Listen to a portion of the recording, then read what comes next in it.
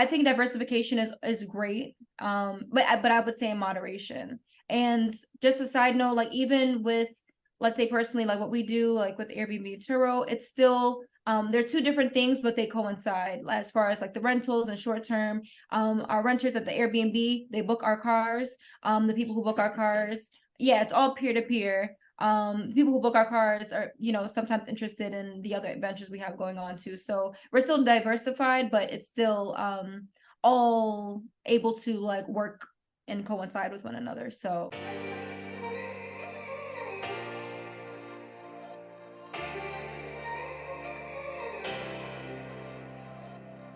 Welcome to the Share the Wealth Show, where minority professionals can learn to escape the racial wealth gap and catapult themselves into abundance. Your host, Nicole Pendergrass, grew her net worth from being negative to multiple six figures. Join her on her investigative mission to expose secret strategies of the wealthy so we can all have the tools needed to build the life and legacy we were created to possess. Now it's time for the show. Hey guys, so we're back again. This is the second part of the episode with today's guest. I need you, if you have not heard part one, go back to the previous episode and listen to that first, and then come back and join us here today. You need to hear the whole conversation. This is why we split into two parts. There's so many nuggets. It's so juicy. Go back and listen to the first part. So give an example of an instance where somebody, you saw in real time or in an experience where somebody was, I guess, hesitant or trying to pinch pennies and save dollars and ended up costing them potential profits. Or just give an example of a conversation maybe you've had or something you saw. Well, so in August, I had acquired a 8-unit building, and I managed that building, turn it over into student housing. We were renovating like Tyrell and I were going in there, renovating all the rooms. We sat down with the property owner and nurse house. It was up. And nurse house. Oh yeah, like medical. It's a housing for medical professionals, travelers, students, all that good stuff. But yeah, so basically, we have the rights in the master lease for all the rooms, and there were some long-term tenants in there. And so the one in particular, Tyrell and I, we wanted to give them their 30-day notice when it was a great time to, and they didn't have like any kind of renewal, and we wanted to be able to get them out and renovate that room so we can start like have the whole floor to ourselves. We have 2 floors to ourselves, but just that one tenant is still in there, so we're still waiting because this is the just trying to save the property owner, trying to save clench pennies, but Save. Yeah. Anyway, so with that instance, she was really afraid of losing money for this winter months. She wasn't confident that we would book out the rooms, and she was like, "No, I want him to stay. I'm gonna renew." And like Tyrell and I, we're trying to get in there and renovate this so we can have our operation up and running. And also doing it before winter because we don't want to be doing all this kind of construction stuff during the winter. So anyways, that tenant is there still, and he ended up stop paying her rent. So now it's become like, and also that tenant made us lose money because I guess they were smoking, and our tenant who was booked on the floor, a student who was there, a medical student who was booked for 3 months, ended up wanting to leave after 2 weeks because that long-term tenant that the owner had was there. The owner had there was like smoking or something like that, just doing things that our operation doesn't allow. And it was just 2 different groups of people, and the demographic of people that we bring into the space is different from the other people that I guess someone else or the property owner brings in. It helped, it made us lose money, and it also it hurt her in a way too, because now that person isn't paying, still to this day hasn't paid, and we lost out on like a solid 3 months of having somebody in there. We've got other people in there now, thankfully, because somebody else ended up booking. But I mean, that was a stable, consistent, okay, we have this whole thing booked from now until 2024. So now she's losing money when we wanted to actually, do what we do and run our operation, and kind of dragging us into that. Our turnover in terms of like if we have a room and we need to fix it up and get it listed it's about 4 days max. And it could take 2 days. It really just depends on how much stuff we have to order for that room. Yeah. But it normally takes about 2 to 4 days to turn a room over. And we wanted her to give us a week to turn over the room. But that would require her to lose a percentage of rent. Or at the time, it was like 1 month of rent. But now she wishes she took that chance and lost 1 month of rent. And even at the time, we didn't come up with the solution of having a prorate. So even if we got the room booked within that month that we chose to change it, we'd still pay her a prorate. But because she was so fixated on not losing that tenant for that 1 month of rent, she now has lost about 3 months of rent. And so why did he stop paying? Because of the short-term renters coming in? They got into a little dispute, and we only handle our tenants in the building. We don't handle the tenants she's been dealing with. We can get your tenants out, and then all the tenants in the building would be our responsibility. But if you choose to leave your tenants in there, they will be your responsibility. And so she wanted to keep them in.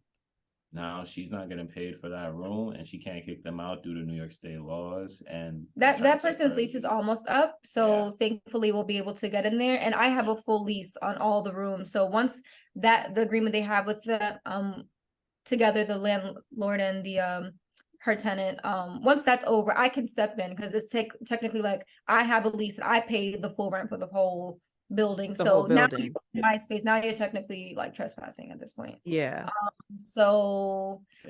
as of right now, their agreement, I don't want to step on toes, and like you re-signed another agreement saying that they can another 2 months till December 31st. So that's just, we can't do anything about that now. But once it goes past that, then I will have no problem stepping in. So okay. Well, and you know what? And I thought we were just going to be talking about Turo today, but now I want to dig into this. So tell me, how did you had a master lease for an 8-bedroom building? Yes. Right? Is that what it is? And what is it, 2 or 3 units? It's 3 units. 3 bedrooms, 1 bath is 1 unit, 3 bedrooms, 1 bath is the 2nd unit, and then 2 bed, 1 bath is the 3rd unit. And all 8 rooms. 8 rooms. Okay. And 8 rooms total. And how did you find the owner of the building?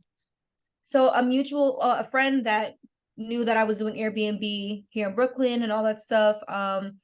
They came by to my Airbnb one day, and just kind of like seeing what was going on and stuff like that. And they mentioned that their mother also has a unit, and she's getting older, and she didn't really want to do the day-to-day operations and work with tenants and stuff like that, and going up and down steps, and she really wanted somebody to step in. And that person thought I was a good fit, and so I ended up setting up a meeting with his mom, and we had about 3 meetings combing out our agreement, and went over a contract as well, and came up with a monthly payment for what she would get paid if I'm going to come in and take over all the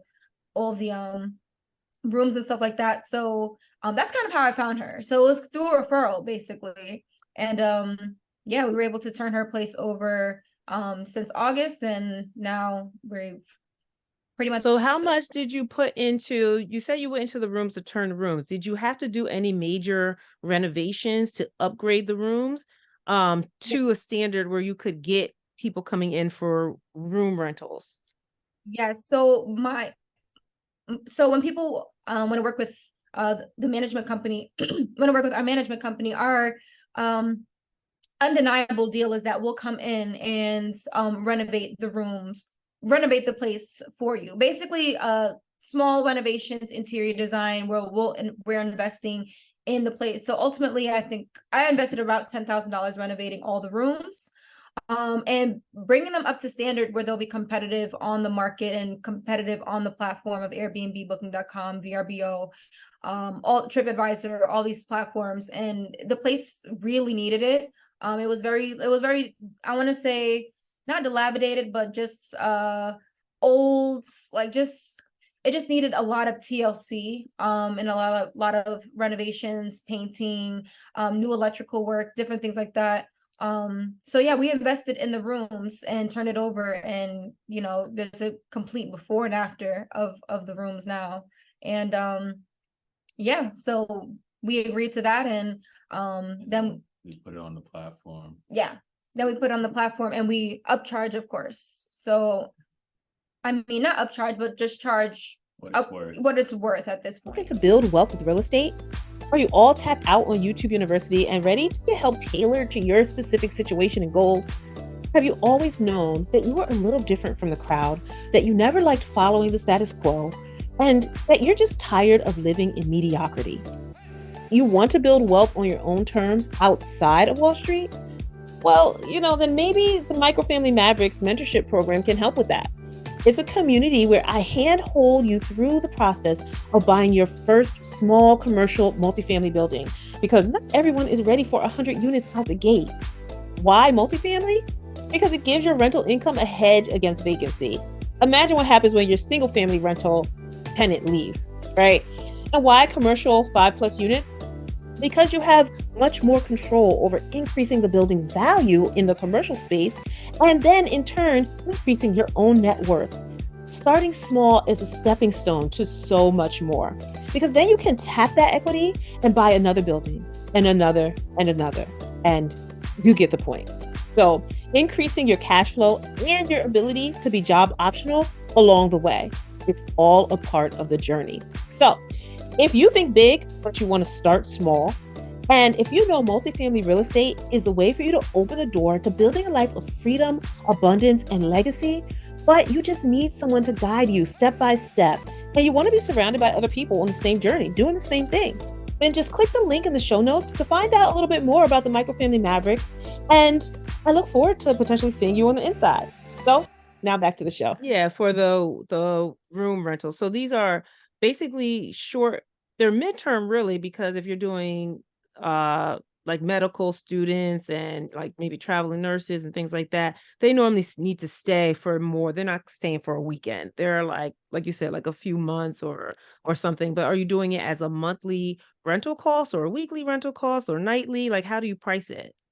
So we're doing monthly here because due to the New York City laws and regulations, all the changes that they've made, I have a registration number for one short-term rental. So that already is, its own thing. So I had no choice but to take the midterm rental route here in New York, which also kind of what motivates me to pivot to another state or another area, maybe another country as well. Yeah, so we do the midterm rentals, and people booking monthly, 30 days or more. Yeah. Okay. I love that. All right. Midterm rental is something I definitely have thought about. I think I might have mentioned to you a little bit. I have thought about like traveling nurses or med students, and I do have a property that has 8 rooms in the city, but I don't know if location wise, it would be like attractive for, or like ideal for, traveling nurses, or I mean, it is close to a Metro North. I don't know. Or we gotta talk about that. So might be something else in the works, just depending on, I have tenants now, but depending on when they are leaving or when they're coming in, I'll show you pictures and send you the building and all that. But anyway, I love that there are all these various like aspects of your income streams and how you guys are working together and growing and building. Where are you looking to go? What is the future of Mulzac Rentals? Where's that going? How do you see your partnership expanding? What's the big goal for like ultimate, like where you really want to be? Maybe 10 years. I hate that country. It's so hard to see where you're going to be in 10 years. But then also like, what's like kind of your next step over the next few years? What do you want to see your business be at in growth? Yes. So domestically, growth wise, the 2 states that I'm looking at would be Texas and Florida, Fort Lauderdale in particular for Florida, and then Austin or Houston for Texas. And I see that there's a lot of growth with Airbnbs in those areas compared to the rules and regulations here in New York. Out of the country, the two places I'm really looking at are Dubai and St. Vincent.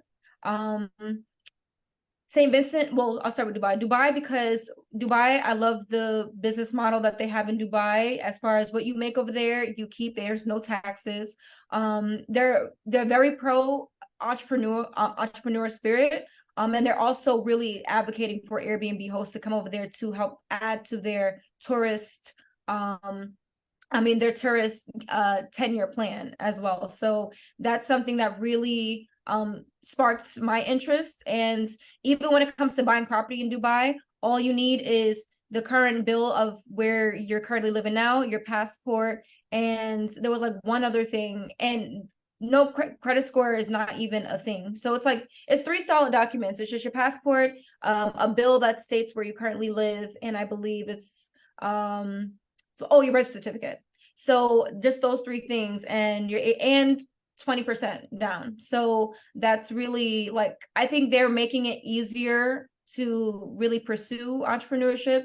You're able to keep everything you make, and it's just a different, it just music to my ears compared to what over here. So quick question though with that. So I heard that there was really no lending over there. And so you just said 20% down. So they do have lending for international people who are purchasing there? I'm not sure if it's lending, but unless you have the money to put the 20% down, that's what I was thinking.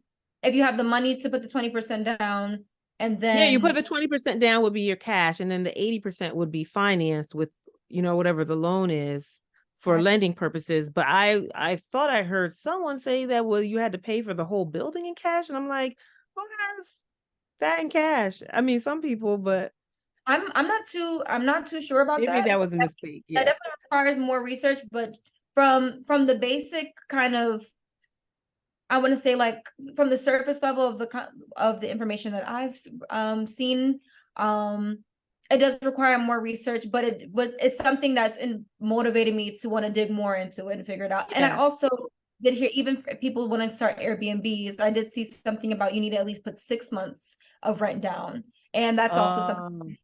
Okay. So what would your plan be? What would you do? Would you find somebody? Because even though you do operations, it being so far, would you find somebody who's boots on the ground there that could help you with operations? Definitely. And it's still a thought. So I don't know if it's like a 3 plan. I don't know if it's like a 3 or 5 year plan where I actually move there, or if it's just working with a co-host who actually has the business running. And I'm also like in your position where I'm investing and somebody is running the operations for me. So it can be those two. The last thing I will say is St. Vincent, because we both have ties to St. Vincent.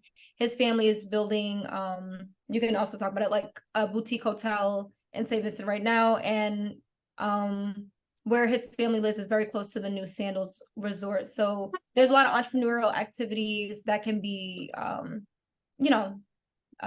brought about over there too. So that's another avenue that we may consider. But yeah. No, she said everything. We have a new boutique hotel in the works. That should be done within about a year. And then we also have another Airbnb. It's like it's not as big as the boutique hotel, but it's like a decent size right next to where my grandfather lived and raised my father. So those two are in the works. And then we have her family ties in Union Island. Yeah. That they want to encourage their economical growth. So they will always encourage new businesses to come. If you want to buy plots of land, buy land and build whatever you need to build and contribute to the economy in any way you possibly can. So there's a lot of room for economic growth down there, especially with the new Sandals resorts going down there. Their tourism is about to skyrocket. Yeah. And they're looking for new tourist-related businesses to go down there and make St. Vincent more enjoyable for people who come from Europe, other Caribbean islands, America, even South America. So the possibilities are endless, whether we decide to go to either. Nice. Oh my goodness. So wait, so if your family is building, do they plan to sell once they're finished? Because most times developers they'll develop and then they sell, or are they planning to hold the asset to operate and hold long term too? So when we say we're right next to Sandals, like we're across the street from Sandals Resort. So when Yeah. Sandals was originally building on that plot of land, they offered my father a couple million for that plot of land, and he said no. So I don't think he doesn't plan on selling it at all. And with Sandals being there, the appreciation of the land will only increase. And now that there's an actual like boutique hotel on there, it's gonna appraise even higher. And the size of the land that it's on itself, it's about the size of like 2 football fields. Yeah, it's So really big. It's really, really huge. So I know my dad doesn't want to sell it, and being a potential recipient of that when he passed, knowing that he wouldn't want to sell it, I probably wouldn't do the same either. But in holding it, the value will appreciate, and So who's going yeah. to operate the hotel? Oh yeah, it'll be us. It'll be us. We'll make sure that whole thing is up and running, and especially a smooth process with my parents going back and forth from the States. Yeah. And St. Vincent, we'll make sure that it's up and running, and we'll hire the people necessary in order to keep it, running smoothly. Yeah. His parents Okay. will be in St. Vincent, and then we're more than equipped to do the operational side as far as bookings, communication, and they'll be the people on the ground, and like we'll be building, I guess, helping build the infrastructure of cleaning crew, any kind of maintenance, staff, all that kind of stuff. All that stuff. Nice. All right. Y'all collectively have so much experience and knowledge, especially when it comes to the operations of short and midterm rentals, whether it be buildings or cars or, development, all the things. Do you ever see like a course or some type of mentorship in your future? I think you two would be a great to do something like that with the experience and knowledge that you have. It's definitely an avenue we'd like to explore. Yeah. We'd like to. I already have the ebook out, but Look at that. And we have the calculator out and stuff. It's something we definitely do want to explore, but we want to establish or at least make the Airbnb and Turo side more concrete, where we're still in our growth phase. Yeah. So we don't want to split our attention into growth and then courses. Yeah, we got a lot going. If we were to do a course, we'd like to be really personable with the people that we are teaching. And we know how hectic some days could really get for us. Yeah. We'd like for at least the operational side of things to be running on its own. And then once we've acquired a place where we now have more time and more money, we could simply just pour into helping others and getting them started in what it is, we're really good at doing. Yeah. Nice. Okay. Yeah, I agree with that. That makes sense. Just to focus on what you're doing with your growth first, and then once you get to a certain space that you can actually take on and divide attention into helping others and doing that. So actually we covered a lot. And I'm trying to think. I think I dug into almost everything I wanted to kind of dig into. I hear what you guys are doing in the future with your growth internationally and getting into STRs and growing that as much as you can. What else I guess I'll just end it with the Turo. How big do you end up thinking that business model is going to be, or is that something that's a bridge to something else? Ultimately, I would there's a Turo guru that I follow. His name is West Coast Dave, and he's inspired me like to just keep going on with the Turo like business model and game plan. And I hope to at minimum at least have 50 cars at minimum. So that's like the growth. I know that there's like a parking lot around the corner for me that holds 24 cars. So I feel like that's motivation for me, because if I'm able to have a great enough pitch and enough cars to really fill out that parking lot, like I'm just halfway there from that goal of 50. But ultimately I would just love to come build as much as 50 minimum. So yeah, I mean, we currently have two different accounts, two different like Turo fleets. So hopefully, you know, one day we can like combine it or like something like that too. But yeah, I would say 50 minimum. So and hopefully more from there, but 50 minimum. Yeah. For me, you know, I look more into like the short term. So like whenever I get my next car, when I get my next car, and I know as long as I see the opportunity for a next thing, things will eventually compound over time. Turo, like for me, it's been very, very well. So I know that that's a great avenue for me. I know I have other ventures as well. I have a marketing agency that I also give a majority of my time to as well. So for me, What are you Turo, marketing? So you threw another wrench into it. I thought we was wrapping up. What are you marketing? so I have a digital marketing agency called Black Market Agency. We help small, mid-sized businesses. We take care of their whole digital platform. That's paid ads, social media, and web design. So we help upgrade and make those three, we call it the trifectas of digital marketing agency. We help you perfect those things to help your business grow, both organically, and if you're at a certain point where you can run paid ads, we can like really boost how fast your company grows. So that's. And how did you start that? So I always had a knack for like, you know, digital marketing, but it was more so like for myself, not for others. The first time I really discovered that I could do it for businesses was when I did it for one of my own nonprofits. I had a cycling organization called Mind Body Results, and we grew tremendously,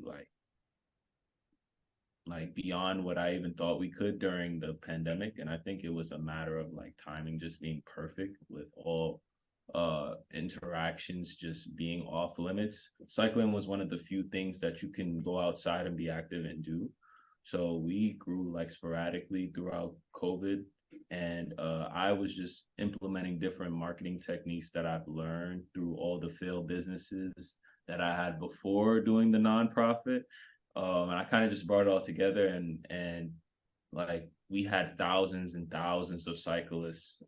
We would plan one ride, and you know, like I said, had thousands of cyclists. So my ability to reach out to people was like second to none at that time. And we were able to make tons of money. And it was really just like an experience in its time. Obviously, once COVID, died down, everybody got back to their regularly scheduled program. A lot of people didn't have the same amount of time to dedicate to cycling as much as they did. But for its time, it was very beautiful. And it made me learn like, okay, I do have the skills and capabilities to grow businesses, and I've just been applying it to other small businesses other small and mid-sized businesses since.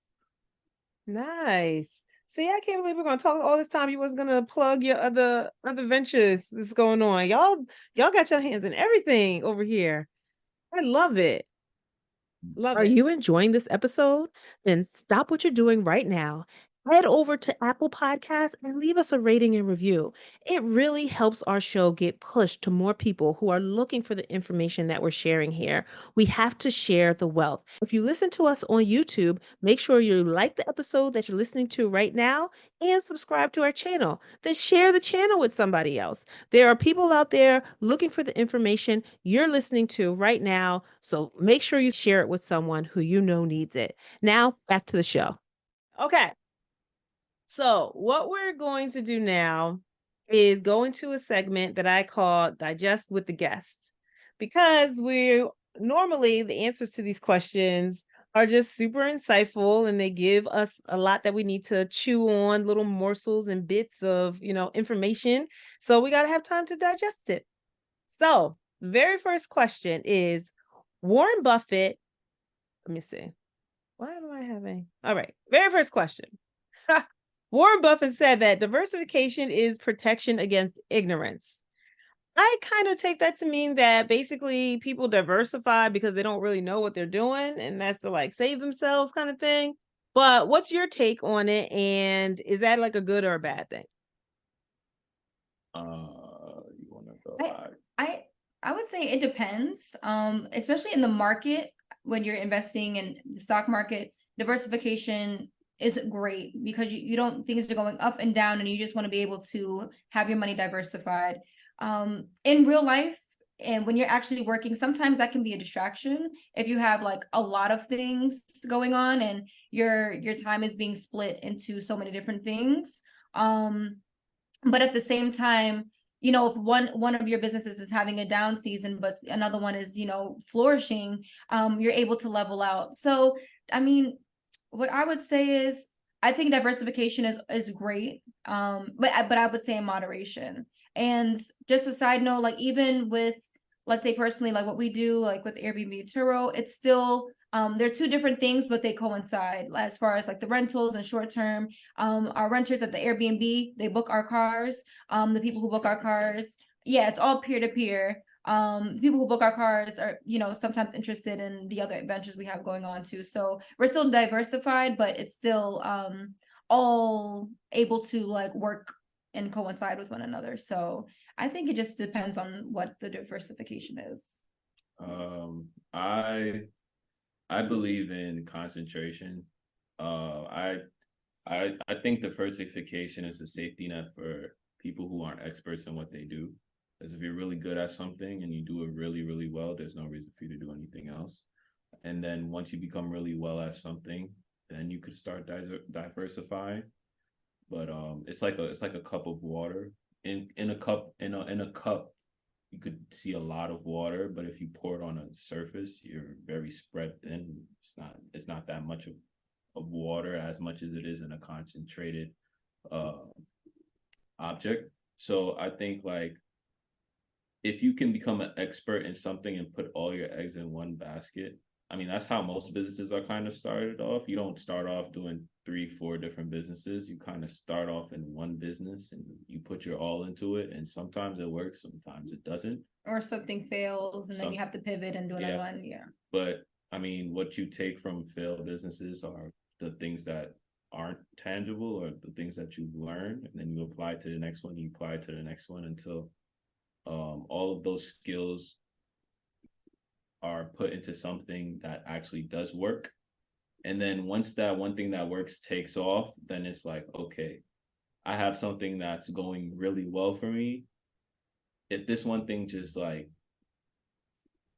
ends tomorrow, like I would lose everything. So let me just start pivoting into things that, okay, if this main thing ends, I now have something that I've at least started that I can now pivot from and start taking off as well. So I think the first diversification, it's an end product of concentration. I like that. And I definitely agree with that as well. You'll hear a lot that wealth is built by diving deep first and then spreading it wide. So you build wealth by staying in one vertical and keep building and being concentrated. And then once you build your wealth, then you can diversify the wealth for protection of the capital preservation. So I love that. I love both of your takes on it. Have you both played Monopoly before? Yeah. I've Not been trying together. I've been trying to tell her, get the family and let's Yeah, have Monopoly night. Yeah, we do. Oh, with y'all families? Oh my God, I would want to see that. You should videotape that, put that on YouTube. That would be a great. Oh my goodness. Yeah, but I love Monopoly. But she's hilarious. Okay. So in the game of Monopoly, Boardwalk or Baltic, what are you buying first and why? Well, I know it depends on what you land on. Let's pretend you had a choice to land on one of those. Oh, if I had a choice to land on one of them, and I'm starting off with the amount of money we always start off with in Monopoly. Okay, you can make whatever other assumptions you want. This is for like your strategy for winning the game.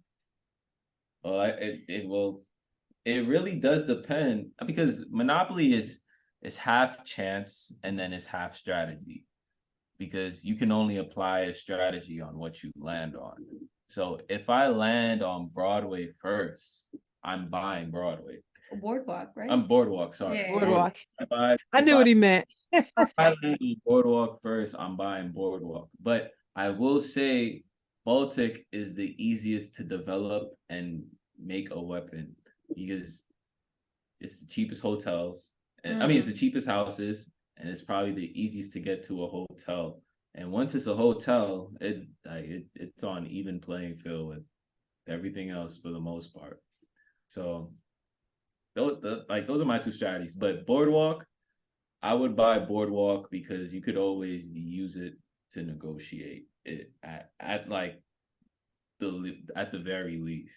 But if someone lands on Boardwalk, you're getting a nice payout. Okay.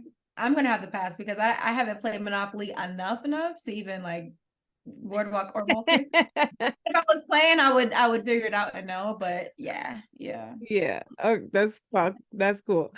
Okay, so the both of you, what does wealth mean to you?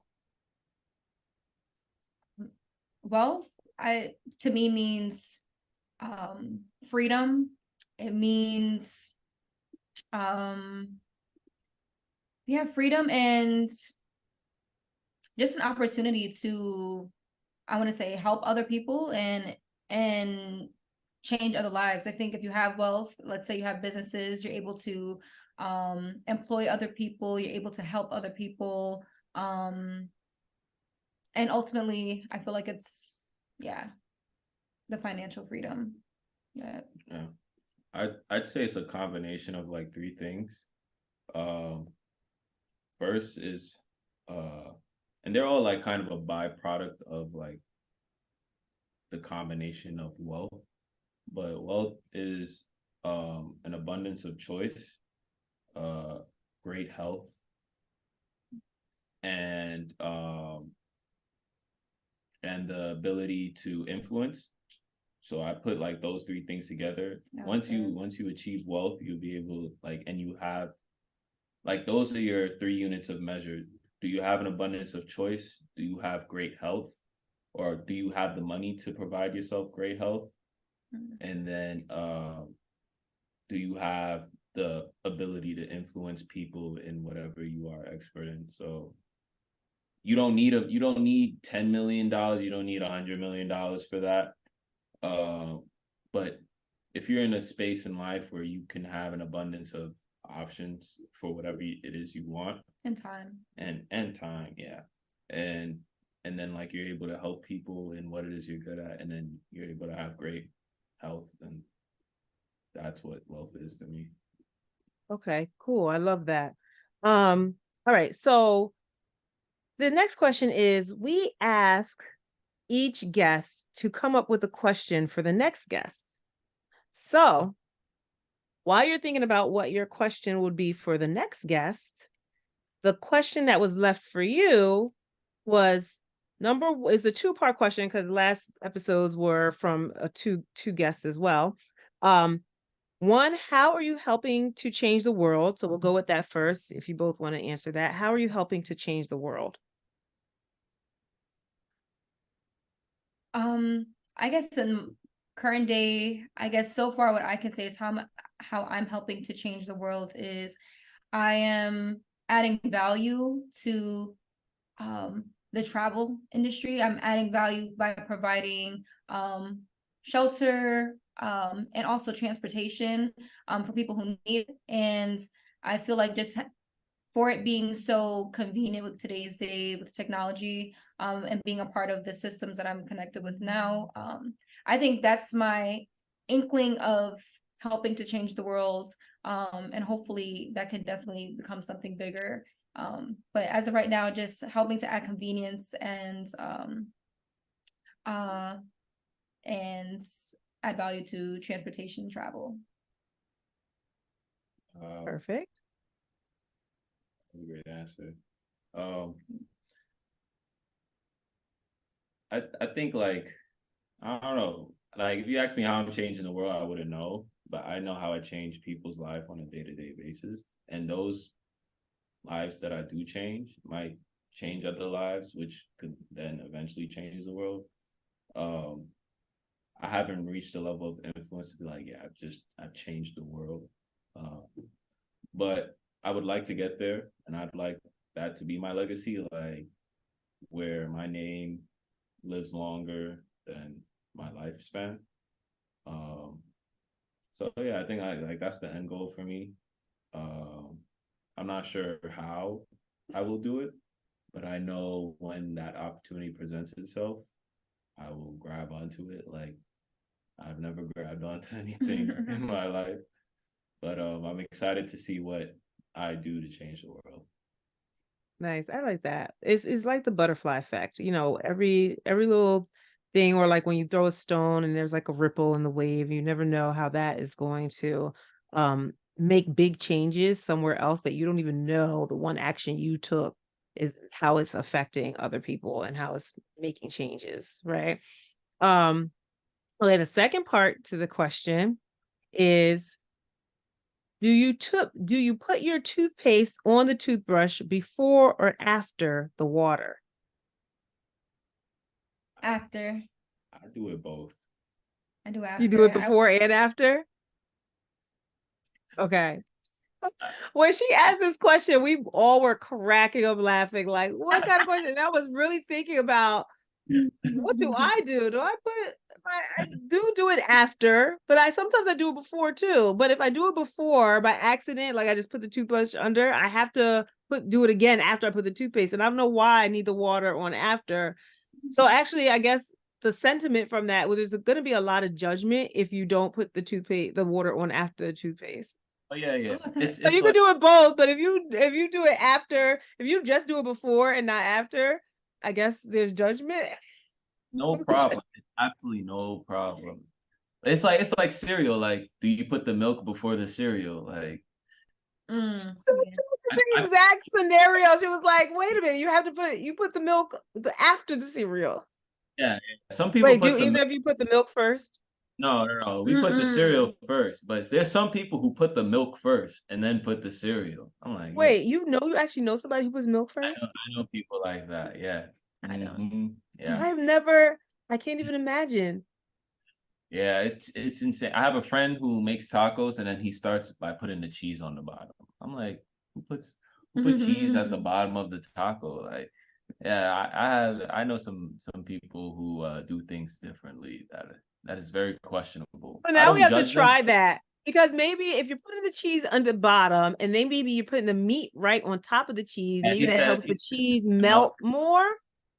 Yeah, that's what he says. That's what he says. Yeah. But Okay. I say the best innovators start with different ideas. So I don't judge them, but I say I'm judging you secretly, but I'm open. So Okay. Well, hilarious. Now, do you guys, okay, you know what? What I'm going to do is I am now starting to read a review from the podcast, a review of the podcast while we're filming. So I was going to read one of our reviews while you think about a question that you want to leave for the next guest. Right. All right. So this review, thank you so much for the review that you left. This is Love This Podcast. Great host and great guests.